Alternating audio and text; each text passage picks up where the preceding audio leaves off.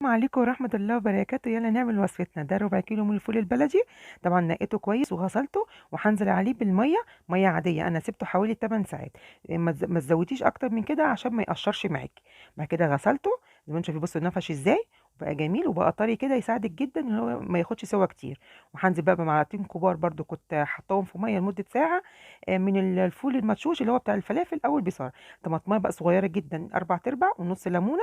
قطعت الحتة اللي تحت عشان ما تمررش، وربع معلقه صغيره من الكركم. هيديله لون كهرمان كده تحفه. ونزلت عليه بميه سخنه وزودت الميه شويه عشان هو ياخد سوا شويه.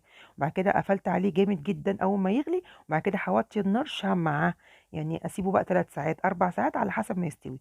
واول ما يدخل في السوا كده هحضر كده نص كوبايه من الميه ومعلقه كبيره من الدقيق، هدوبهم كويس.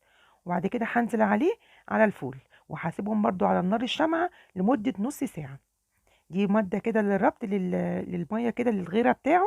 بجد بتقل المية بتاعته شوية وبيبقى تحفة يا جماعة. بصوا الجمال.